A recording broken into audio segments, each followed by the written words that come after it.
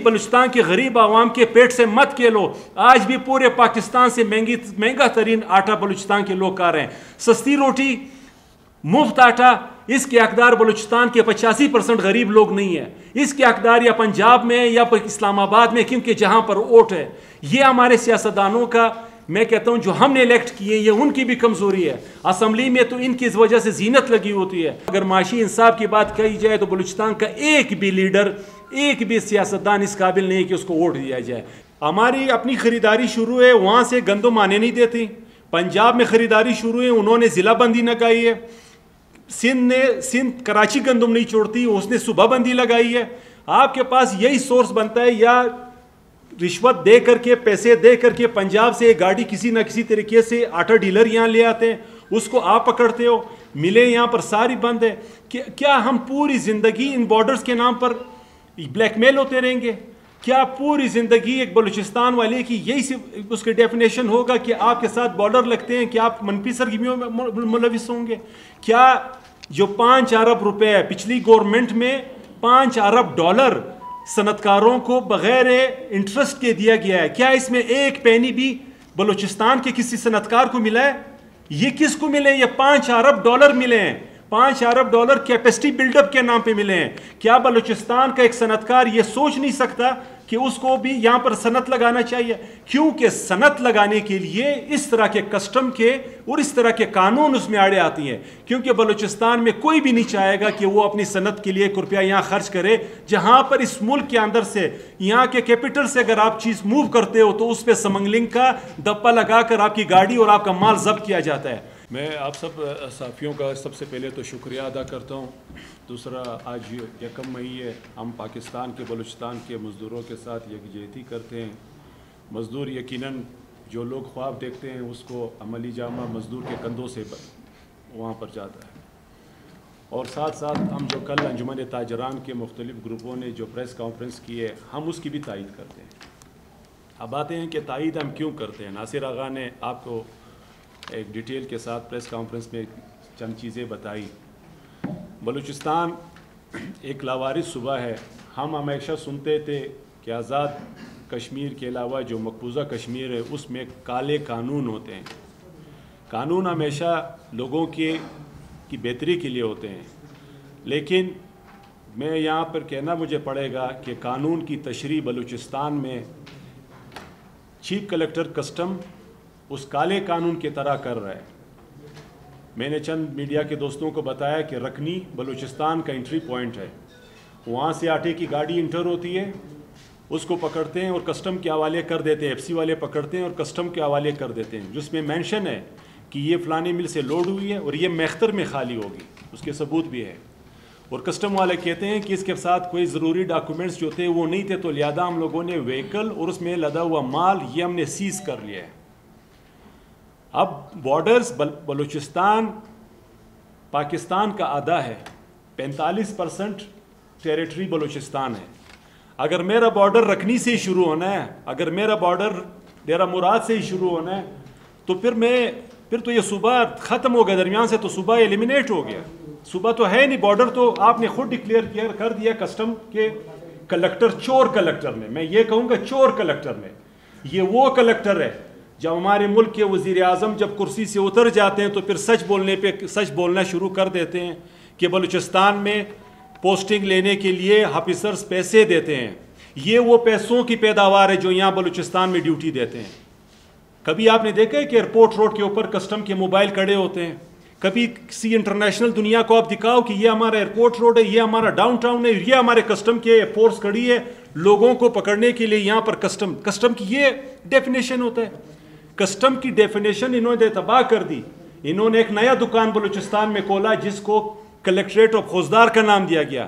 کلیکٹریٹ of خوزدار کے ذریعے انہوں نے سینکڑوں ہزاروں کروڑوں بوریاں چینی کی وہاں سے جانے دی.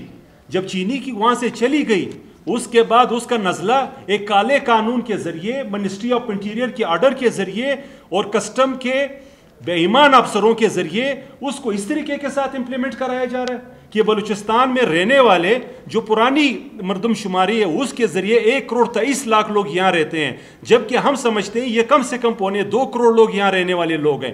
کیا یہ 2.25 کروڑ لوگوں کی ڈیمانڈ اس کسٹم چیف کلیکٹر کو معلوم ہے؟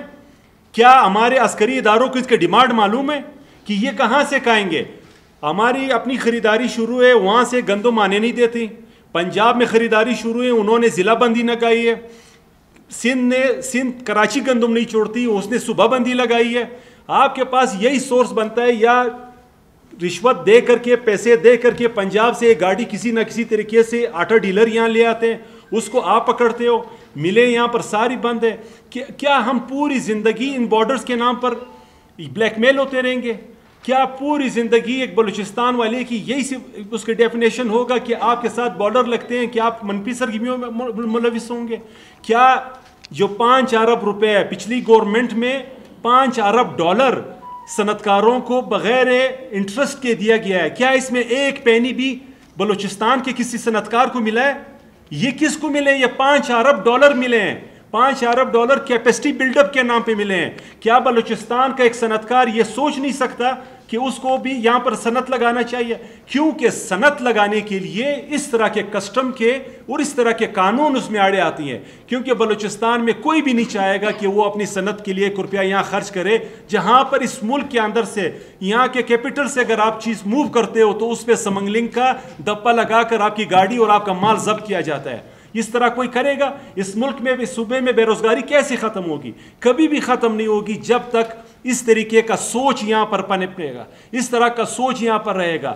میں تو اس حد تک کہتا ہوں کہ پاکستان کی ملیں تو بند ہونی چاہیے، اس پہ انشاءاللہ بند ہوں گی۔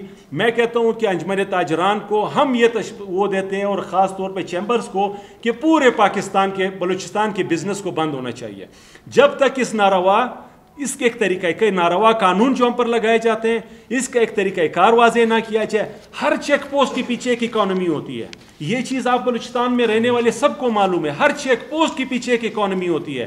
چینی کو جواز بنا کر چیک پوسٹوں کو مضبوط کیا جا رہا ہے، اور چیک پوسٹ مضبوط ہونے کی صورت یہ ہے کہ اس کے پیچھے ایک اکانومی ہے۔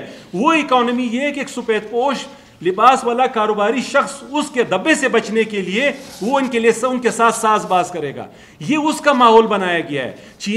چینی وہ خود شوگر مل والے کہتے ہیں کہ کیونکہ آدھے تو زیادہ تو شوگر مل والے گورنمنٹ میں بیٹھے ہیں، شوگر مل والے کہتے ہیں کہ ہمارے پاس سرپلس ہے، آپ نے اس کو اجازت دی۔ بلوچستان کے بچے کو معلوم ہے، صرف نہیں ہے معلوم تو چیف کلیکٹر کسٹم کو نہیں ہے معلوم کہ چینی اس راستے سے جا رہی۔ اب چینی گئی، جب پاکستان میں چینی کا جو سرپلس تھا وہ انہوں نے نکال دیا، ڈالر کا انہوں نے کہا تھا کہ ہم ڈالر لائیں گے، کتنے ڈالر لائیں ہمیں تو معلوم نہیں۔ ہر چینی کے فیکٹری والے کو یہ معلوم ہے کہ میں گیٹ پاس کس کو دے رہا ہوں، میرا بروکر یہ چینی کس پر بیچ رہا ہے۔ کیا یہ سب اندھے تھے؟ اب چینی جانے کے بعد قانون زندہ ہو گیا۔ بھائی قانون بھلے زندہ ہو، آپ کا آج بھی بارڈر ایریاز میں آپ قانون کو، کراسنگ پوائنٹس کو آپ مضبوط کریں۔ ہم نہیں کہتے ہیں کہ آپ سمگلنگ والا، چونکہ بلوچستان میں سمگلنگ خود بھی انہوں نے ان کے مرہون منت، انہی اداروں کے مرہون منت ایک صنعت کا درجہ اس کو دیا گیا ہے، کیونکہ صنعت یہاں کے لوگوں کے لیے تو ہے ہی ہے۔ پرائم منسٹر کے بقول عمران خان کے کہ یہاں کی ہر پوسٹنگ جو ہے وہ پیسوں کے بل بوتے پر ہوتی ہے، انہوں نے یہاں سے ٹارگٹس اچیو کرنے ہوتے ہیں۔ یہ سارے وہ بلوچستان کی محرومیاں ہیں جو ہمارے گلے پڑی ہوئی ہیں۔ یہاں پر میں چیمبر سے رہا ہوں، دوست مجھے جانتے ہیں، پاکستان فلور مل ایسوسیشن کی میں سینٹرل چیئرمین رہا ہوں۔ بلوچستان میں کوئی انڈسٹری نہیں لگ رہی، اس کا نہ لگنے کا وجہ یہ بیوروکریٹ ہے، یہ ڈی ایم جیز گروپ کے جو سی ایس ایس کر کے آتے ہیں۔ اب خدا کا خوف دے کے خاتون کا نام دیکھ کر کے آپ کو ماں یاد آتی ہے، بہن یاد آتی ہے، بیٹی یاد آتی ہے، شریک حیات یاد آتی، عزت یاد آتا ہے، احترام یاد آتا ہے۔ ایک خاتون کا نام، مجھے کل ہمارے بلوچستان کے ایک تاجر نے کہا کہ کراچی کے انٹیلیجنس میں ایک خاتون ہے، مجھ سے کہتے ہیں کہ آپ کا تعلق بلوچستان سے، پی کنٹینر مجھے 2 لاکھ دیو۔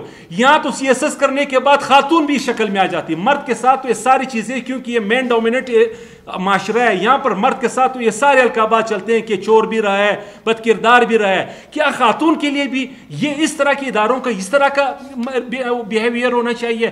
اپنے ان گناہوں کو مت چھپاؤ ہمارے ذریعے، اپنے ان گناہوں کو بلوچستان کے اب غریب عوام کو ڈال مت بناؤ، غریب بلوچستان کے غریب عوام کے پیٹ سے مت کھیلو۔ آج بھی پورے پاکستان سے مہنگا ترین آٹا بلوچستان کے لوگ کھا رہے ہیں۔ سستی روٹی مفت آٹا، اس کے حقدار بلوچستان کے 85% غریب لوگ نہیں ہیں، اس کے حقدار یا پنجاب میں یا اسلام آباد میں، کیونکہ جہاں پر ووٹ ہے. یہ ہمارے سیاستدانوں کا، میں کہتا ہوں جو ہم نے الیکٹ کیے یہ ان کی بھی کمزوری ہے. اسمبلی میں تو ان کی وجہ سے زینت لگی ہوتی ہے، لیکن جب اپنے لوگوں کی بات آتی ہے یہ سب کو دیکھو. معاشی انصاف جب تک آپ کے معاشرے میں نہیں ہوگا، آپ کے معاشرے کی باقی چیزیں کبھی بھی صحیح نہیں ہوں گی، چاہے وہ آپ کے لوگوں کے کردار ہو، چاہے آپ کے لوگوں کے ایجوکیشن ہو، یہ سارے آپ کے معاشی انصاف سے منسلک ہے. اور بلوچستان میں معاشی انصاف نہیں ہے، اور یہی بلوچستان کے لوگ، میں اگر کہتا ہوں اگر معاشی انصاف کی بات کہی جائے تو بلوچستان کا ایک بھی لیڈر، ایک بھی سیاستدان اس قابل نہیں کہ اس کو ووٹ دیا جائے، کیوں انہوں نے کبھی بلوچستان کے لوگوں کی یہ محرومیت ایڈریس نہیں کی ہے. یہ چند باتیں اس پریس کانفرنس کے علاوہ تھی، یہ وہ محرکات تھی جس کو ہم لوگوں نے سمجھنا ہوگا. اگر یہ چیزیں درمیان میں رہیں گی بلوچستان پسماندہ سے پسماندہ ہوتا جائے گا، اور کبھی بھی اس میں وہ چیزیں نہیں آئے گی کہ جو ہم سمجھتے ہیں کہ باقی صوبوں کے برابر یا دنیا کے برابر ہم جو خواب دیکھ رہے ہیں وہ ہمیں میسر ہوں گے. بہت شکریہ. آپ نے اتنا جو داستان ہے جو دنیا وہ آپ نے بتا دیا، اس میں تو سب کچھ عوام کی یاد ہے. آپ تاجروں کے ساتھ جو مسائل انہوں نے کل بیان کیا، آپ نے کہا ان کا حمایت بھی کر رہے ہیں، تو کیوں عوام کو کس کے بجائے آپ تمام تاجروں کے ساتھ مل کر ایک غیر مہینہ مدت کے لیے کسٹم آفس کے باہر دھرنا دیں گے؟ کیونکہ شور آپ نے ڈکلیئر تو کر لیا. بالکل ایک اگر دھرنا دیں گے تو تبھی یہ عوام کے سامنے آئے گا. ہم نے سٹارٹ اسی سے لیا کہ ہم ان کی باتوں کی تائید کرتے ہیں.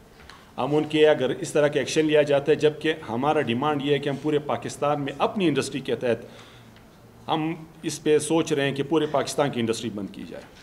اس میں بلوچستان کی یہ ایشوز جو ہوں گے یہ سر فہرست ہے. پنجاب کے ہمارے ملرز کی گاڑیوں پر کسٹم نے کیس بنائے ہوئے ہیں، یہ سر فہرست ہوں گے. اگر یہ کوئی قدم اٹھائیں گے تو بلوچستان کی انڈسٹریز، ناصر آغا بلوچستان انڈسٹریز کا بھی چیئرمین ہے، تو بلوچستان کی انڈسٹریز بلوچستان کی ملے. میں تو کہتا ہوں جو چیمبرز ہیں وہ چیمبرز بھی لوگوں کو زیادہ چائے مائی پلانے اور پیسٹریز کھلانے سے علاوہ ہٹ کر کے وہ بھی آ کے جو کلیدی کردار ہے وہ بھی ادا کریں کہ بلوچستان کے معاشی انصاف دلانا ہر آدمی کی ضرورت ہے. میں تو کہتا ہوں بلوچستان کے تمام مارکیٹ بازار غیر معینہ تک مدت تک بند ہونے چاہیے جب تک یہ کالا قانون اس کی وضاحت نہ کی جائے. چیمبر آف کامرس کے عہدیدار بھی ہیں اور اس کے ممبر بھی رہ چکے. چیف کلکٹر کسٹم سے میں نے یہ سوال کیا تھا کہ جو تاجروں کو ٹرانسپورٹ کے دوران یہ جو سامان بیچتے ہیں ان دوران جو مشکلات درپیش ہے اس پر کوئی قانون سازی ہونی چاہیے، تو اس نے کہا اس حوالے سے ہم اقدامات اٹھا رہے ہیں. تو کیا اس مسائل کو ختم کرنے کے لیے آپ سے کوئی کسٹم کی طرف سے کوئی رابطہ کیا گیا ہے یا چیمبر کے توسط سے یا بحیثیت ایک یونیورسٹی کے توسط سے؟ میں ایک بات بتاؤں کہ شریعت میں ایک وہ ہے کہ حدیث مبارک ہے، وہ بدترین شخص ہے کہ جس کے شر سے بچنے کے لیے آپ اس کی عزت کرتے ہو. تو کسٹم والوں کی عزت اگر کوئی بزنس مین کرتا ہے تو وہ اس وجہ سے کرتا ہے. ایک چیز کسی سے بات نہیں کی ہے. عمران خان جب وزیر اعظم بنا، جو وہ پہلی دفعہ چائنا کے دورے پہ گیا تو عمران خان نے چائنیز کو کہا کہ ہم نے ٹریڈ، دونوں ممالک کے درمیان ٹریڈ کو بڑھانا ہوگا. یہ میڈیا کے دوستوں کو معلوم ہوگا، انہوں نے کوریج دی تھی کہ ہم نے ٹریڈ کو بیلنس کرنا ہوگا. ہم آپ سے 10 ارب ڈالر کی امپورٹ کرتے ہیں. تو چائنیز نے کہا، یہ عمران خان کے معلومات تھے کہ 10 ارب ڈالر کی ہم آپ سے امپورٹ کرتے ہیں. تو چائنیز نے کہا کہ نہیں، ہم آپ کو 15 ارب ڈالر کی ایکسپورٹ کرتے ہیں. 5 ارب ڈالر کا انڈر انوائسنگ آپ کے کراچی پورٹ اور ان چیزوں پہ ہوتا ہے، کیونکہ ان پورٹ سے وہ لوگ وابستہ ہیں جو سیاست کے کرتا دھرتا ہیں.